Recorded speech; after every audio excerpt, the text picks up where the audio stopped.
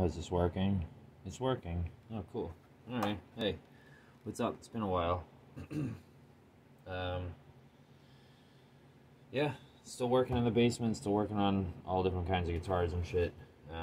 Currently, I am working on my... Oh, I can't see it. Alright, this fucking tripod thing's wild. It's not, it's just a tripod. Anyways, BC Rich, Bronze Era, Mockingbird. Belongs to my sister, Destiny. And, I have had possession of it for a bunch of years. Last time I did anything with it, I changed the strings. And that was about it. So, and then I hung it on the wall. Now, I have plans to maybe horrify some real BC Rich purists. Just kidding. Here's the stock, all the stock hardware. Yeah, those are the pickups. I just cut the wires, because then it's still fucking color-coded, but also, who gives a shit? I'm never gonna put it back in. It's just gonna go in a drawer. There's the compensated wrap tailpiece. You gotta love that. Stop-tailed dealio. So... I'm saving those strings. That way they can be difficult for me until I finally decide just to throw them away. So there was the switch. Here's the new switch. It is chrome with a chrome tip, because chrome. I have for other guitars, and now I have finally that I can use for this. I have two other badass style wraparound tailpieces, and so I'm going to use this one. This one's super thick. It actually has me wanting to put it in my Kramer, because one of the things that has happened with my Leo Kwan badass bridge over the years, I haven't even had that guitar for a year, over the years of its life, I'm presuming. Yeah, here.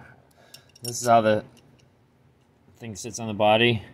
The strings are pulling the bridge around, but this edge stays flat. So this thing has gone pointed up. This fucking lighting is incredible. This is really good videography. I'm not in my underwear today, so sorry. I have to go to work shortly. Anyways, this thing is super thick. I was just learning about that because I couldn't find...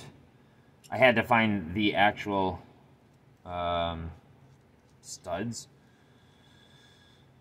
that fit into this, because all the other ones were too tight. I think even one of these is a little snug going in.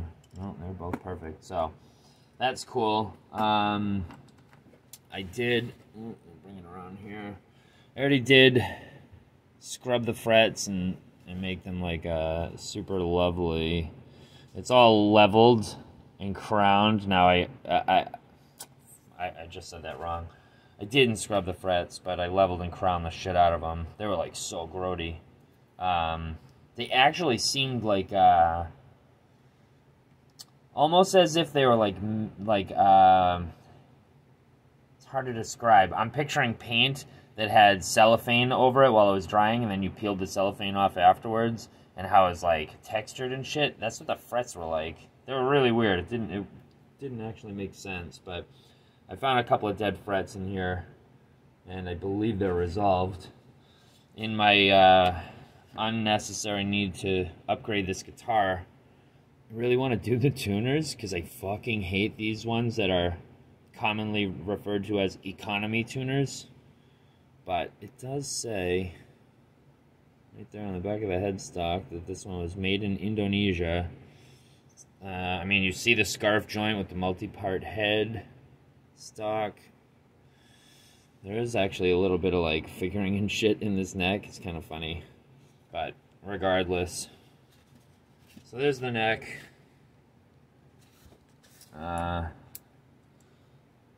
Oops, the ill-fitting out of a bin black plastic nut. Fucker.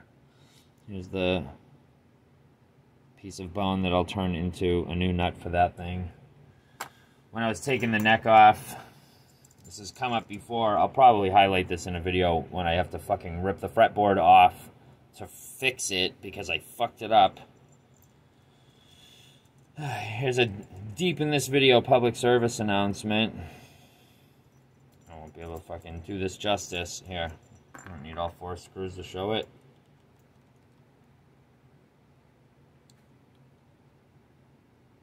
See how these things are 2 different lengths? Yeah. Well, the deal is,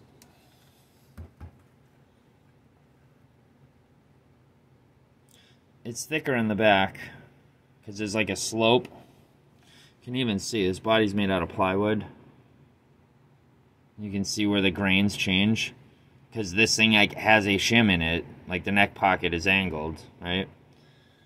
That means you can't stick the same size screw in or it won't grab the same amount of meat. So, anyways, 2 of these screws were reversed in this neck, so that's amazing, because the thing played like a fucking dream. I mean, I really am, hopefully I'm improving it, but this guitar was, it's one of those things that's like, it was playing really great, and then I took it apart, so, anyways, I'm cleaning it up. I'm going to do all my, like, body scrubbing. Scrub the fretboard. I'm gonna finish polishing up the frets. Oh, and then that's the fun, is that I got yesterday I went and met one of my pals from Instagram, Scott Toolin, and he set me up with this beautiful DiMarzio Super 2 neck pickup from the 80s. So that's going in here, which I definitely will have to extend the lead. That stinks. What it is. And then this, like, not old, I think it's from 2011 Invader. I don't know how I would know that or why I think I know that. Does it say it on the other one? No, I don't know.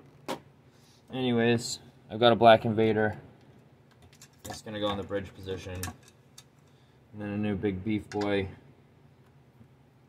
badass bridge, and probably no new tuners, just the same ones, because they're fucking great. And then, this will be a rare instance of, I think I'll just do volume and tone, and like, nothing fancy about it, because maybe I've become a little bit disenchanted with push-pull pots, given my BC Rich bitch copy, the Antares. You guys have yet to meet that, but you will. It's a really neat, made in Korea guitar that I got like a year ago. So I think it's from '82. I'm pretty sure that's the case because this brand Antares only existed for 1 year. But anyways, ooh, there's a screw hiding in there. Anyways, the, I got it, it was basically a husk, and then, I ripped it all apart and put it all back together, but it was, I was still in some grief at that point, so I more just wanted to like strum the guitar, so I did a shitty job putting it together. I mean, even since in that last year, the last like 3 months, I feel like I like finally have an understanding of what the hell I'm doing here. But anyways, I put the guitar together, it played okay, but I definitely like raced through the process of making a nut for it. So the nut was a little bit shitty, so then I got one of those Zero Glide 0 fret nuts, but I got a pre-slotted one, which is kind of funny, seeing how I've made so many nuts, but I was like, oh, I want a 0 fret on this thing, whatever, and then I don't want to slot it myself. So I got that, and the spacing is wrong. And then I just sat with that for a while until I could finally admit to myself that I fucked up. And then I got... Well, then I just took the thing apart. And at that point... At the point that I took it apart, I was taking the knobs off, the speed knobs off, the pots. That is 3 knobs, so I had independent volumes and then a master tone. All 3 were push-pull, and the tone was a push-pull for 2 different fucking Russian capacitors. I don't know, whatever. I was like getting buzzwords in there, as crammed as in there as possible. Anyway, so I was taking the speed knobs off the pots and fucking ripped the shaft right out of one of the push-pulls. I'm like, well, okay, I'm gonna move on from that one. And then I ripped out another one of the push-pulls, and sadly the third one just came out fine, because I was hoping for this like total destruction there, but I did not. I only got 2 out of 3 ain't bad, as Bob said from the movie Fight Club. Anyways, I'm learning, man. I'm getting better. The point of that story is, I don't want to waste a $23 fucking pot on this thing next time I go to pull out the,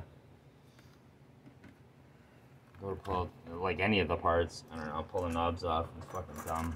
It's a real shame that it happened. But, anyways, peep that shit. I'm not the first to do it, but I feel like I'm being a prick that I'm putting DiMarzio and Duncan in the same guitar. You know, people do that shit all the time. Anyways, that's enough. That's enough bullshit on the internet for now. Catch you later. #1 Pizza Boy.